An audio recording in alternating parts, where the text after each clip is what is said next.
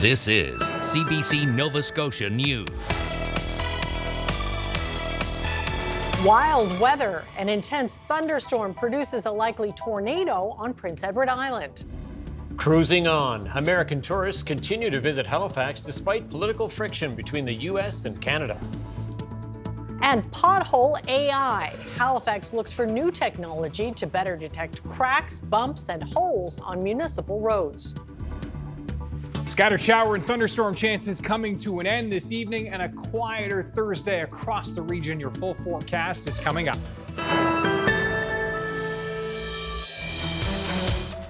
Good evening and welcome to our viewers on Prince Edward Island, where parts of the province were hit by a major storm this afternoon. That storm brought high winds, hail, and rain, knocking out power to thousands of Maritime Electric customers, including the CBC P.E.I. office.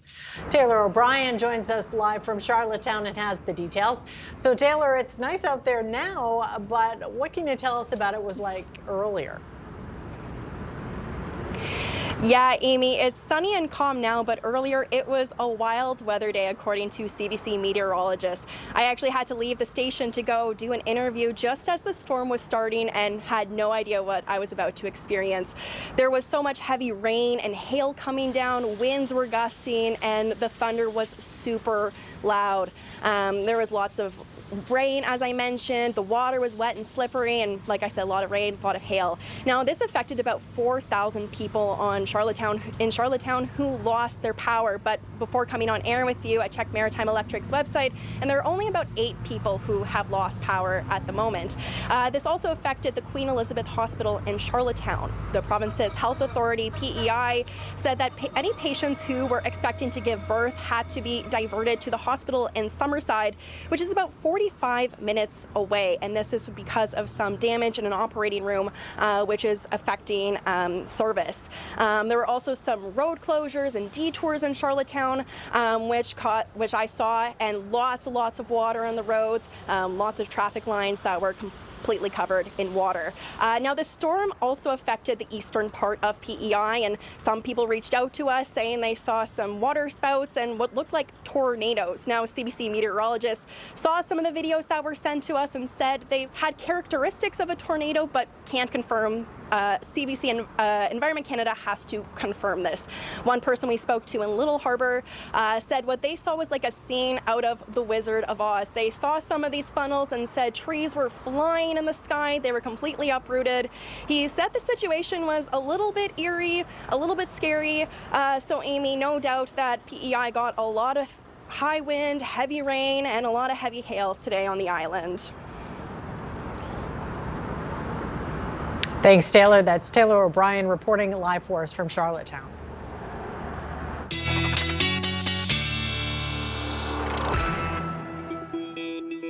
And of course, Ryan Snodden watching all of this safely from the Weather Center here in Halifax. Very keen on all of this. Yeah, and in for Jay this week as well, doing double duty for P.E.I and Nova Scotia fittingly. So we have the entire audience here to kind of run down how the day played out. It was a quiet start to the day. Picking up the radar here around noon, I want to show you this potential, we'll call it potential, but likely tornado that went through the Surrey area here. And this is the cell that moved through around 1 o'clock this afternoon with, yes, heavy downpours and, yeah, what looked like a very likely tornado. At the same time, Charlottetown getting all of that rain, that hail in a very short period of time. At the same time, here in Nova Scotia, Bedeque got absolutely hit very hard for over an hour with these very slow-moving thunderstorms dropping over 70 millimeters and creating some localized flooding in Bedeque. And at the same time, we had storms across the Northumberland shore, Guysborough, into the metro area. The good news is those storms are fizzling out, and we've got a much quieter Thursday shaping up. Full weather details are coming up, Tom and Amy. Yeah. We'll be fine with that. All right, thanks so much, Ryan. All right, to the trade war now between Canada and the U.S. As it heats up, Americans are still happy to vacation in Canada, including here in this region. So what are they saying about the trade war? The CBC's Sabrina Fabian spoke to some of them to see how they're feeling about the friction between the two countries. The cruise ship, the Norwegian Jewel, slowly makes its way out of the Halifax harbour with hundreds of American tourists on board. With local souvenirs tucked in their luggage and warm lobster in their bellies, they're among the millions of Americans who travel to Canada every year, regardless of their political stripes. We love Canada. I mean, it's an important relationship, and I think it's in everyone's best interest to keep it as an important allyship. But stepping onto Canadian soil while the U.S. president takes jabs at Canada can be uncomfortable. I kind of feel embarrassed, and I feel like they have every right to look at us distastefully. But I just wish that everyone would know that just because we live in the country we live in does not mean we approve of the president that we have. In Charlottetown, the sentiment is similar. American tourists still love coming to Canada. Canadians are so wonderful, and the whole town, we've been here before, and we've just enjoyed it so much. That's our government. The people, I think, are still friends. And in Corner Brook, tourists are feeling a warm Newfoundland welcome. Everyone has been so nice. I was kind of expecting a little bit of standoffishness, but y'all have been very gracious, and we are very thankful. We're sorry for everything that's going on. We really are. We love Canada. Americans contributed more than $17 billion to the Canadian economy in 2025. Much of that tourism is thanks to the cruise ship industry, which has stops in cities across the Atlantic provinces, from April until the last leaves fall in November. They're really crucial to ensuring that we're able to provide employment for as many people as possible for as long as possible. But the trade war isn't slowing down cruise traffic. We haven't really heard anything other than the doors are still open. In fact, the busy season is just about to kick off, and Canadian hospitality will be on full display. I have found that people are very welcoming, despite the behaviors and decisions that our current administration has made. Sabrina Fabian, CBC News, Halifax. For the fifth time, the bail hearing for a man who allegedly threatened to bomb the U.S. consulate in Halifax has been adjourned. But as the CBC's Josh Hoffman tells us, a federal prosecutor is seeking to increase the maximum penalty for the accused. The man accused of a bomb threat in downtown Halifax appeared by video in provincial court on Wednesday, and his case was once again delayed. The bail hearing for Ali Azakara was pushed to Friday, when some sort of resolution is expected by both sides. There was some news in court on Wednesday, however. The federal prosecutor told the court she's seeking an increase to the maximum penalty for the accused. Azakara was initially charged with uttering threats and mischief for allegedly threatening to bomb the U.S. consulate in downtown Halifax. But last week, Leanne Conrad laid an additional federal charge for threatening an internationally protected person. Under the criminal code, the consulate is considered a protected person, and the offense is considered an act of terrorism. Typically, the sentence is up to 14 years, but Conrad told reporters outside the courtroom Wednesday that she's now asking for the maximum sentence to be life in prison. So it's because it's defined as a terrorism offense under Section 2 of the Criminal Code. So because of that, the Crown can make this, give this notice, and then it's an increased maximum penalty. Conrad says this doesn't mean she'll be asking for life in prison for the accused if he's found guilty. Azakara's legal aid lawyer declined to comment on Wednesday's hearing, but he did tell the courtroom he finally expects a resolution to the bail hearing on Friday when the matter is back in court. Azakara's bid for bail has now been adjourned 5 times in 2 weeks. Josh Hoffman, CBC News, Halifax. A child in a stroller suffered minor injuries following a hit and run in Halifax on Tuesday afternoon. The collision happened in the 2700 block of the Clifton Street area just after 4 p.m. The adult was pushing the stroller across the street in an unmarked crosswalk when a 2016 black Jeep Cherokee hit them. The driver briefly stopped, then left the area. The child was sent to hospital. The adult also had minor injuries. The driver is believed to be a white man around 40 to 50 years old and was possibly wearing a yellow construction shirt. Well, Halifax is looking for new technology to help detect potholes and other road issues. The municipality has issued a tender for an artificial intelligence tool that can help with road maintenance, joining a growing number of Canadian cities. The CBC's Haley Ryan has that story. Potholes and cracked pavement are a real pain for Halifax drivers and an expensive and time-consuming issue for the city. So Halifax is looking for extra help from artificial intelligence. The city has issued a tender for an AI solution to inspect roadways and detect problems, helping to prioritize what to repair first.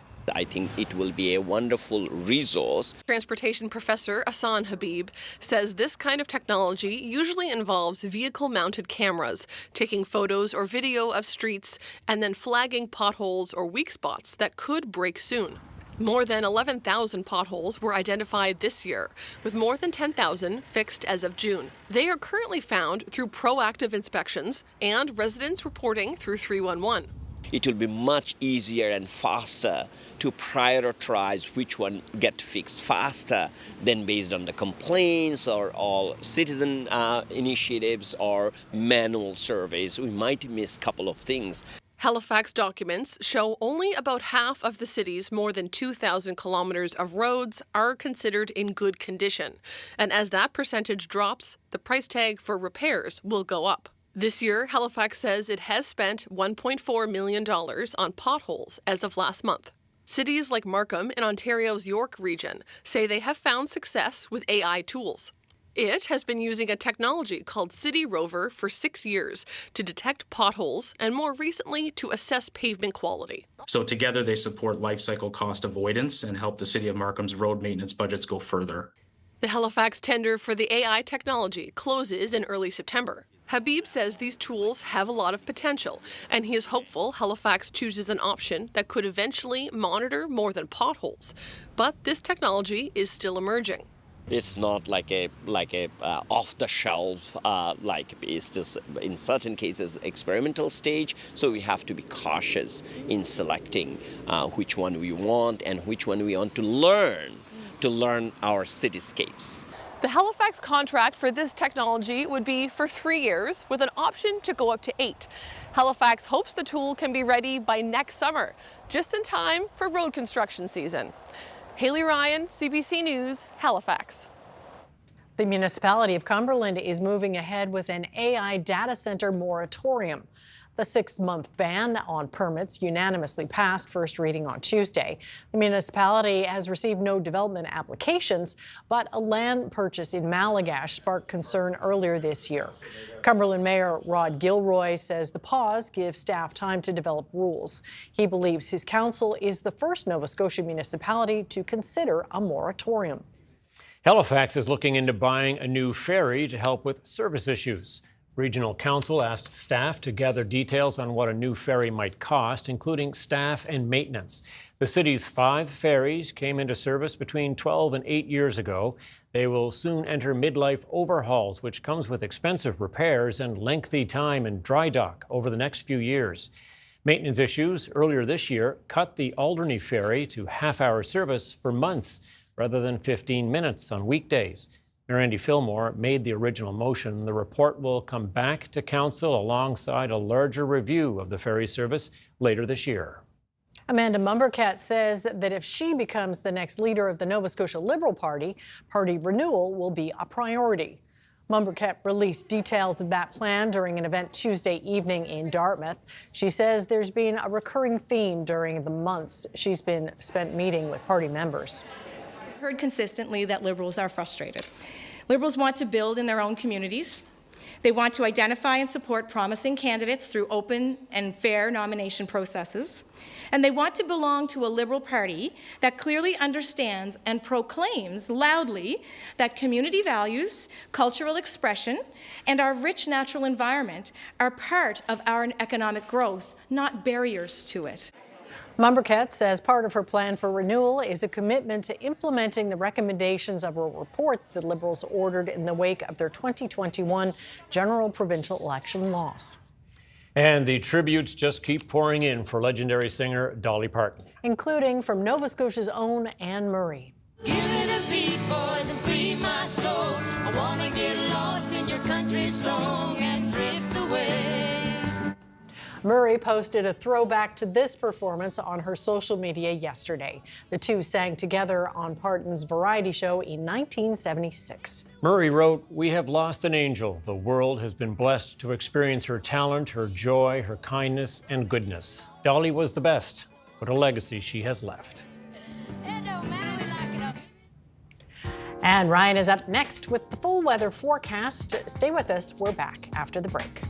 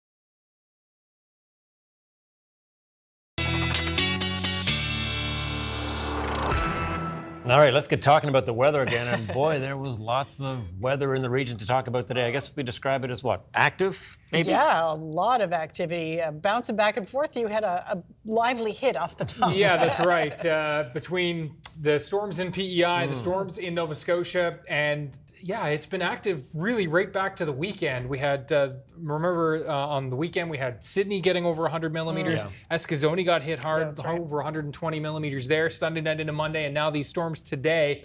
And Bedeque, as I mentioned earlier, picked up 70 millimeters in a short period of time. Looks like some localized flooding there based on some of the videos circulating on social media. And I've got my own video to show you how the day played out in Bedeque. So this is a time lapse. And what a great start to the day. Peaceful. Yeah, so lovely. Absolutely beautiful, stunning morning. And yeah, as you can see here, I'll put a pause right when that storm rolls through. You can see things kind of turning a little darker early afternoon.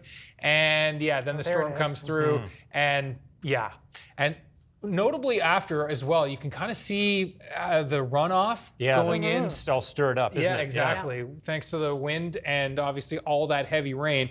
It's nice and quiet in Bedeque yet again. And thanks to Nova Scotia webcams for this shot. And as we look at the outlook for temperatures across the region, low 20s across Prince Edward Island for you folks still with us this evening. And we are looking at temperatures low to mid 20s across Nova Scotia as well. And looking at the humidex values, we've been more like the high 20s and a few low 30s today. That mugginess in the air adding a little extra oomph to these storms that have been rolling through. Things pretty quiet now across Prince Edward Island, and we are looking at things slowly but surely easing here across Nova Scotia as well. Still an isolated shower over the eastern shore region, but generally we're pretty quiet as we back things out. We've got this system here that's going to be rolling into the region and moving in with some wet weather for Friday, but Thursday is looking pretty calm. Quick look at those temperatures across North America and right into the forecast here. So that slight risk for a shower with rumble of thunder ending this evening across eastern parts of Nova Scotia and into Cape Breton. We're done with the shower risk and thunderstorm risk for Prince Edward Island. And as we look at the outlook for tonight, you can see those temperatures right around 14, 15, 16 degrees. It'll be 16 or 17 to start the morning across PEI. I've popped Charlottetown on there for you folks as well. As we look at the outlook, note some low-level fog, but overall looking low-level cloud and fog to start Thursday morning, but overall lots of sunshine. We are looking at some increasing cloud into the afternoon, calling it a mix of sun and cloud for Thursday afternoon, both on the island, also Cape Breton Island, clouding up a little bit into the afternoon and across mainland Nova Scotia. Temperatures will range between 22 and 27 across Cape Breton tomorrow. Southerly winds, so coolest in those onshore southerlies. Warmest in and around the Bredor Lakes, including Bedeque, looking at 28 Antigonish, 26 in Sherbrooke. Back into central areas, we're going to be looking at temperatures ranging between 25 and 28 here with a southerly wind. And just a really, really nice day. Humidity adding a little bit of a feel to it tomorrow, but not too bad, as you will see with the muggy meter. I think we'll be feeling more like the high 20s, low 30s when you factor in the humidex. Friday, looking at some sunshine early, especially eastern areas, Cape Breton, Prince Edward Island. Halifax looks cloudy from the get-go in the west. Shower chances into the afternoon will march eastward. That risk will march eastward throughout the day. Cape Breton and Prince Edward Island staying dry until we get to Friday evening. And then looking at that shower chance marching in for you folks as well. Friday's going to be warm. Temperatures into the mid-20s. Similar story for the island. And then as we move into Friday night, this will be our best chance for showers, and it looks like that will linger into Saturday morning. Chance for a shower for Cape Breton, but it does look like the mainland will be dry. I think Prince Edward Island, despite maybe an isolated risk, early in the morning is dry as well. And then we're going to clear the skies slowly but surely into Saturday afternoon, becoming brighter and brighter as the day moves along. Looking at the muggy meter, you can see the mugginess in place for Friday into early Saturday, then crashing. So some nice dry air moving in for the weekend. So that's some good news there.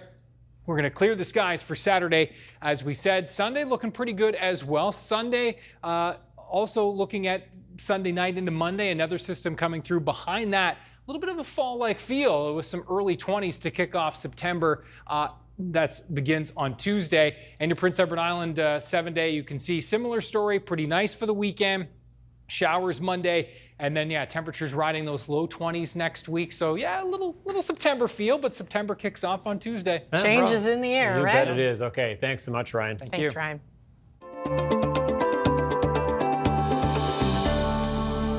Well, as students prepare to go back to school in September, some P.E.I. food banks are doing the same. And they're getting ready for an influx of people looking for food donations. The CBC's Taylor O'Brien reports.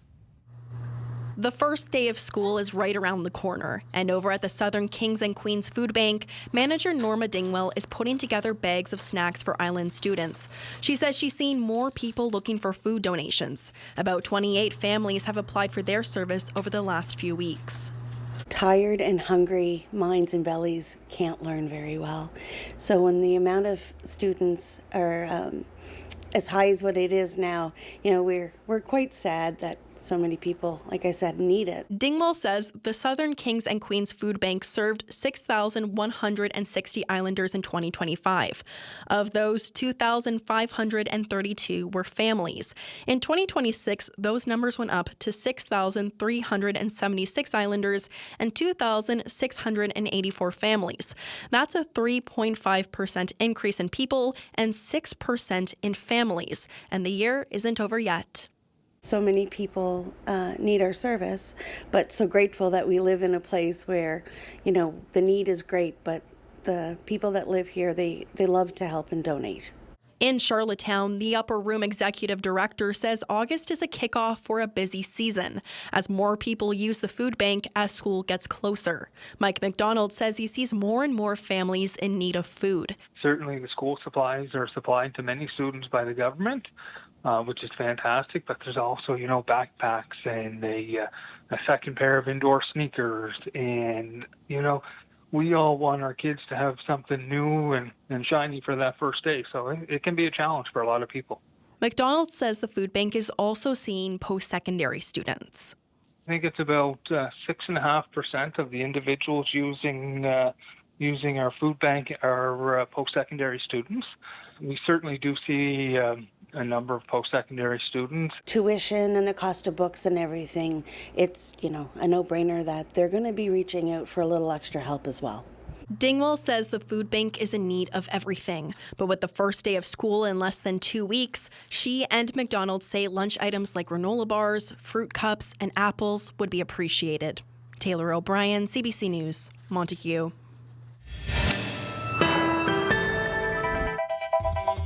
Coming up, 2 Nova Scotian artists who played at Dollywood remember the Queen of Country after her passing yesterday.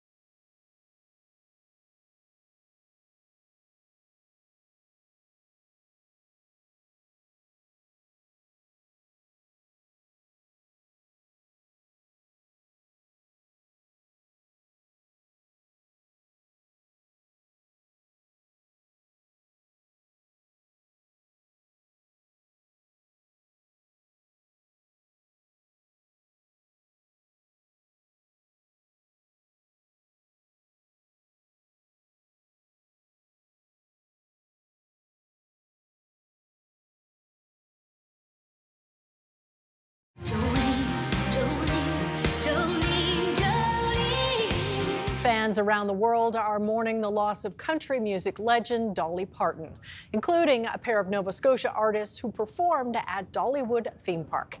We're joined now by Rachel Davis and Darren McMullen.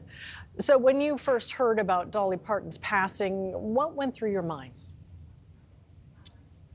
I had just finished a lesson with a young bass player, and Rachel told me, and yesterday, and I was just it all kind of flooded back. Our whole trip to Dollywood and everything around that. It's really just sad. Yeah, I think everybody feels the same way. It's almost like it feels like losing a relative. I mean, and you've been kind of seeing it online this morning. I think everybody, like our collection around the world, all feels the same way. Well, absolutely. Well, you mentioned playing at the Festival of Nations at Dollywood. What was that experience like? Oh my gosh, we were actually lucky enough to be there twice, in 2014 and in 2016 with our great friend Buddy McDonald, who had been there before, and we smile thinking about it, looking back on it, because everybody there, the kindness of everyone, I think, is what sticks out the most. And there was probably, I think, between 15 and 20 countries represented at the festival all over the world. And everybody just became a big family. We were all there for 4 weeks. You were performing 6 out of 7 days a week. I think it was 2 or 3 shows a day. And all of the staff just were, again, treated us like family, and of course had nothing but glowing things to say about Dolly. And I think they all kind of reflected her way of treating everyone with kindness and respect. And it's just, you can't help but smile when you think about being there. Yeah, 5 weeks can seem like a long time, but I remember we would, because we were playing every day pretty much, and even a few weeks into it, we're still having, because there was all the different artists were in 2 different hotels.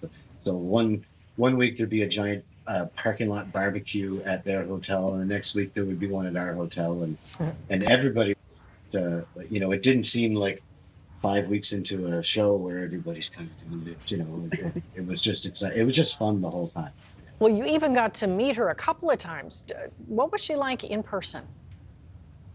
Oh, so sweet. Yeah, it's usually the way that it goes normally in like the first couple of weeks of the festival. All of the acts kind of get shuffled into one of the big theaters at Dollywood, and then she's nice enough to get her photo taken with each one of the acts. So we only got like a minute or 2 with her at a time. And the staff kind of tells you ahead of time, she's on a really tight schedule. We'd really prefer it if you don't start a conversation with her, not because she's not friendly, it's because she's too friendly, and we need to keep her on schedule. And if you start her, she'll just talk for ages. Although that didn't stop Darren, though. Darren's actually got a pretty good story about that. We have to hear that. I figured next time I get to hang out with Dolly Parton, I'll follow the rules. But this time maybe I'll. So I just asked her. I said, I got to ask you. In the song Jolene, it never says by the end who won. Did she take it or did she not? And she laughed, and then she said, "Well, I won the man, but sometimes I think maybe I won't give him back." And it was great. We just kind of laughed about that, and she like pulled us in for the picture. She like took us both around the waist and was like, "Get on in here." Yeah, I wasn't sure how far away I should be, And she said, "Why are you doing all the way over there? Get on in here." I mean, yeah. So she was exactly what you thought she was going to be. Oh, of course. Yeah. I know that old saying of never meet your heroes because you'll end up being disappointed. Well, yeah, she's just exactly how she would seem to anybody, just as if she never left Pigeon Forge, amazing. Mm-hmm. Well, of course, she was also an actor and a philanthropist. I'm wondering, what kind of legacy do you think she leaves behind? Oh, I don't even know if you can describe it. It may take a while for people to really, because I don't know if everybody, and there's probably things that we're going to keep learning about Dolly.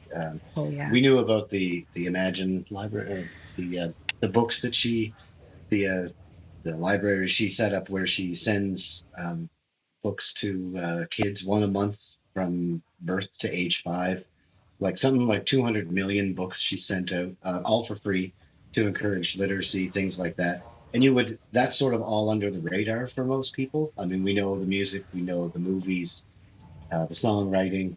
I think people may find out too that she wrote a lot more songs than people realized, or that she was involved in a lot more things. I don't know how you would pinpoint her legacy just yet. I feel like It's gonna take a while. she treated everyone she met like her own family, and what more could you possibly ask for a role model than that?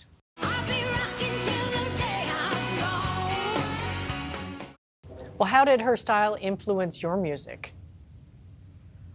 Oh my gosh. Well, I mean, her voice and her songwriting style is, I think, anyone that we know, any of our friends who are musicians could say that she had just such an impact on coming from really nothing to building what she's built. And she just had such a true talent about her. Her vocals are like no one else's, and her songwriting was incredible. And to know that she came from such a tiny spot, made it globally, and still never forgot where she came from. I think she would have fit in really well on the East Coast. Yeah, exactly. All right, well, before I let you go, do you have a favorite Dolly song? Oh, that's hard. That is really hard. This sounds like a shameless plug, but we did a cover last year of Hard Candy Christmas. Um, Yes. we did a recording of that, which we had plans to have this, you know, certain instrumentation, things like that, and we went in the studio and we just played it guitar and voices, and then we decided to leave it at that. And I love that song because it's one of those, um, you know, knock me down, give it, but getting back up sort of thing. And speaks to the strength of her, I think, just that she, yeah, she just was completely indescribable, I think, in the way that she delivered songs. So much of her catalog is legendary. Well, thank you so much for sharing your memories, your stories. We appreciate it. Thank you for having us. Coming up, the latest tariff fallout has prompted a renewed call to buy Canadian and boycott American products. And over 100 people are dead and more are missing after massive flash floods swept through communities in Nepal.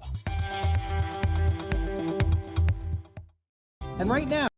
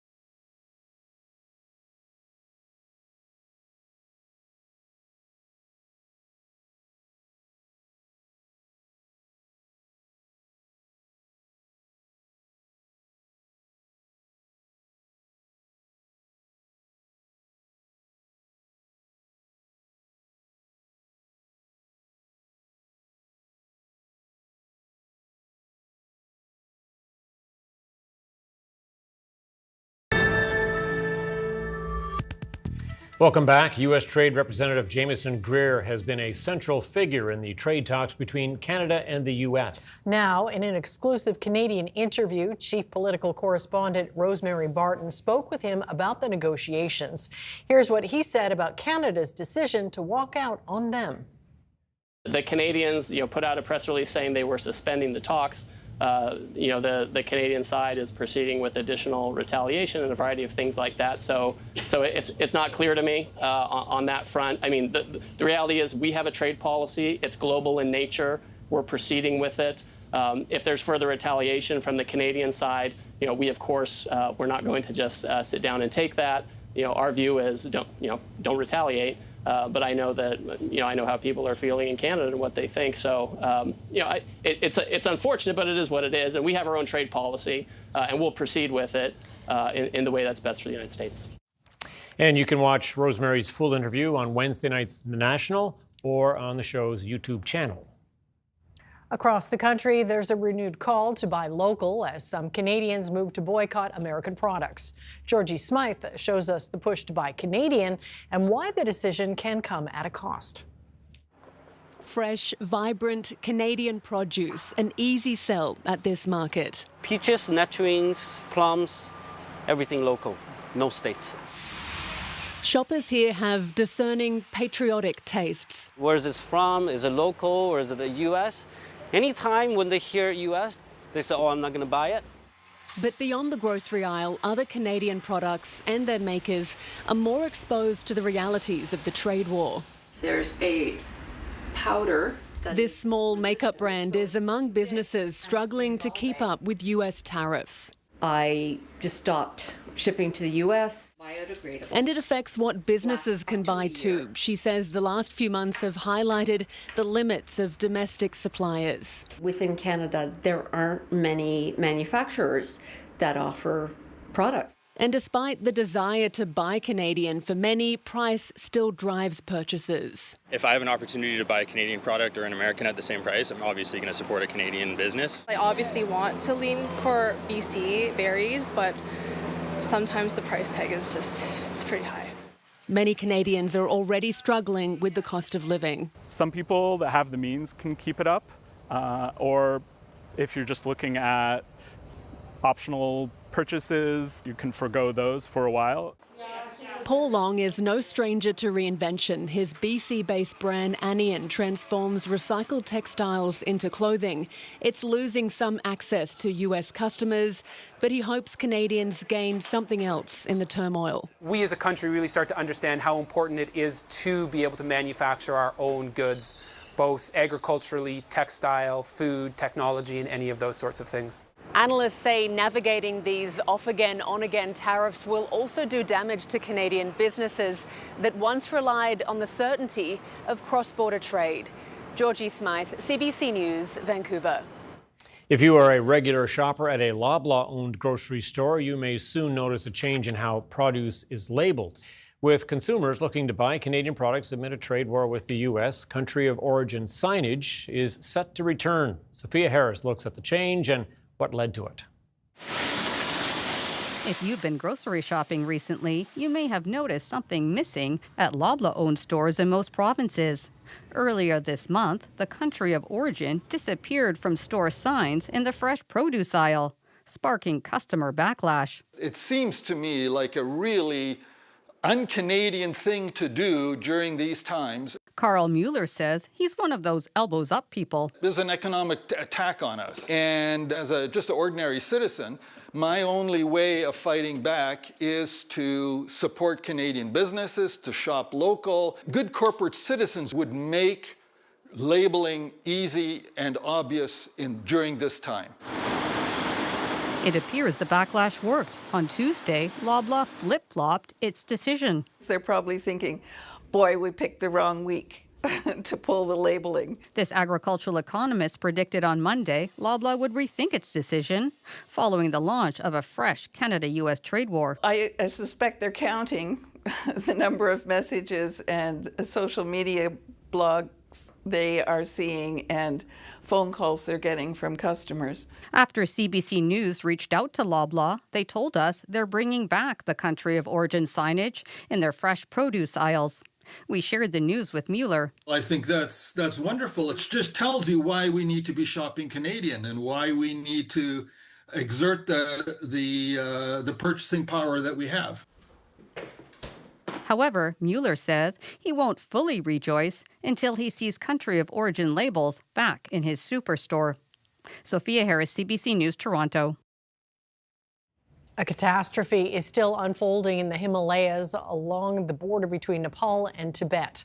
A sudden rush of floodwaters and mud have washed away buildings, homes, and communities. And a second torrent may be coming. So far, 157 people are reported dead, most of them in Nepal. And officials there say hundreds of others are missing, including 24 Canadian tourists. Willie Lowry has the details on what happened, but a warning, some of the images are disturbing because they show loss of life. It happened in the areas of Rasua district in northern Nepal and Jirong County, Tibet. A flash flood ripped through the area. Videos circulating on social media show a deluge of muddy water devouring buildings and cars. One video appears to show the flood washing away an entire border checkpoint. Officials warn that the death toll will likely rise as the full scope and scale of the devastation begins to come into focus. China's official state news agency says a landslide destroyed roads and entire villages and cut communication and power in the region. China's state broadcaster says over 570 rescue workers have been deployed to the area. While authorities have yet to officially confirm what caused the flood, they say an earthquake in the area could have triggered an avalanche that poured mud and rock into the Boat Koshi River, causing it to overflow. Willie Lowry, CBC News, London. 14 newborns have died in a fire at a hospital in Pakistan. They were in an intensive care unit at the time. Hira Mustafa has more. This is now one of the worst fire tragedies in Pakistan's recent history.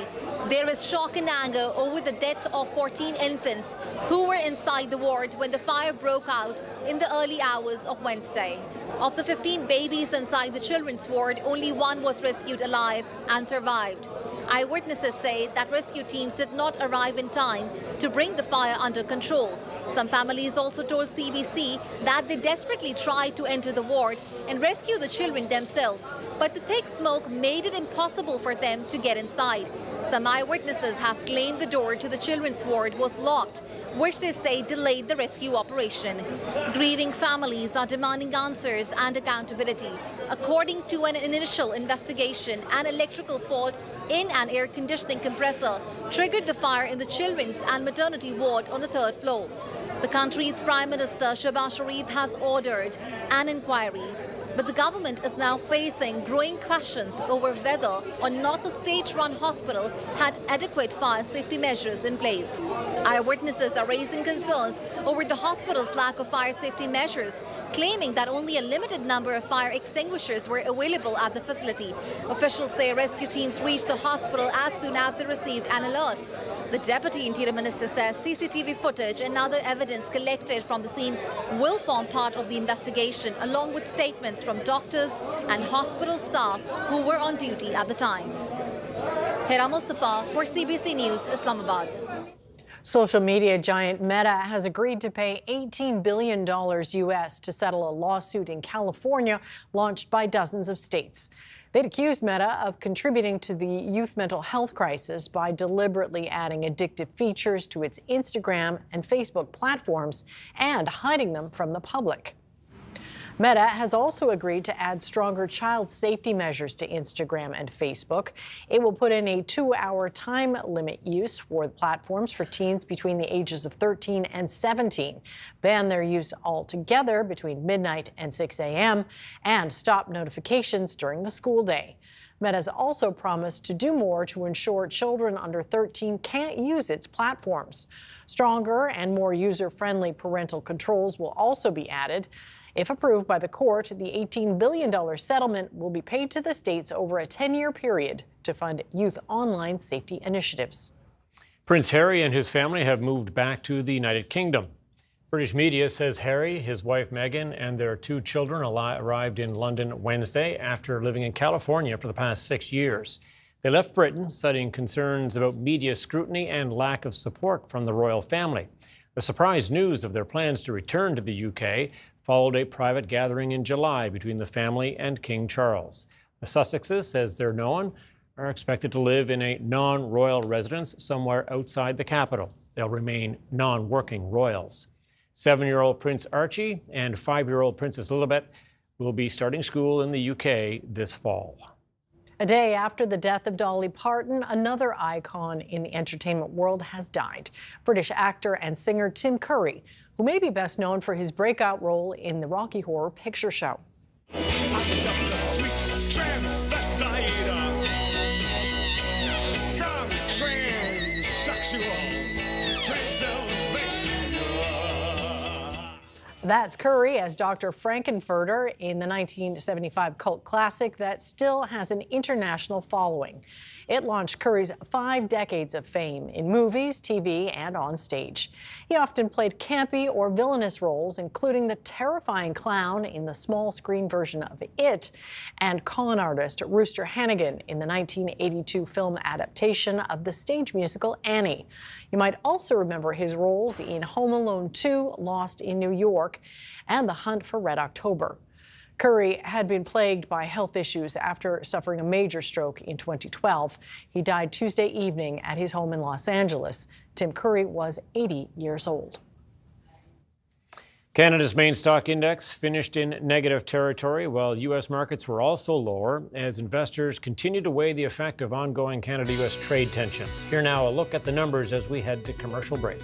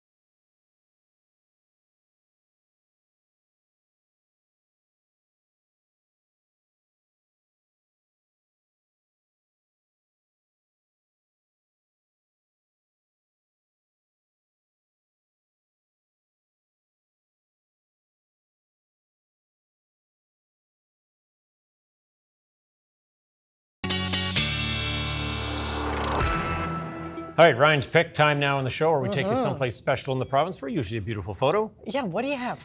This one kind of related to the active weather today, although it wasn't taken today. I think it ties in nicely with the theme, which was, yes, thunderstorms and all the action going on today across the region. This one taken from Martok, looking towards Parsborough, and a nice big towering cumulus cloud, and yes, likely some thunder rumbling with that one. Thanks to Jeff Connors for sharing that. A beautiful shot. Ryan's picks at cbc.ca. Now, as we look ahead to tomorrow, thankfully no showers and thunderstorms on the board. It's going to be a quieter day. We'll see temperatures into the mid-20s, even some high 20s, 27, 28. Colchester, Cumberland up towards Pictou County, looking at temperatures into the mid-20s across Cape Breton. Looking ahead to Friday, we're going to be seeing some increasing clouds and, yes, some showers moving in. Looks like perhaps as early as late morning for Yarmouth in the Tri-County area, and then that shower activity, or at least the chances for showers, will increase as we move eastward throughout the day. There's the muggy meter. And yeah, you can see that that mugginess coming in on Friday will be coinciding with that shower activity. The good news is that we're really clearing out quite nicely on Saturday. Drier air coming in, and that will kind of make it feel a little fallish. Sunday morning especially, we'll see, we'll kind of be feeling that fall type feel. There's Thursday afternoon, and we will see again a little bit of cloud cover kicking up. Then back to some sunshine, or at least some clearing skies for Thursday night. There's Friday, but if sunshine early, then the showers moving back in, and then that system is a pretty quick mover. And I think the clouds could be a little bit stubborn, especially across eastern areas, but we're clearing from west to east throughout the day on Saturday. And again, looking not too bad, but those highs kind of riding near 20. Again, September begins on Tuesday. Sweater weather's coming. Thanks for the reminder. Okay, good, Ryan. Well, now for something a little lighter, animals at the London Zoo are stepping on the scales for their annual weigh-in. Now, the zoo houses more than 14,000 animals weighing anywhere from less than a gram to 3/4 of a ton. Some of them willingly go along with the process, while others need a little coaxing. The measurements are used to monitor the health and development of the zoo population.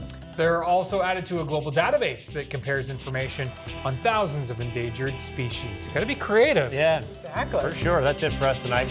Thanks for watching. We'll see you next time. Good night. Good night.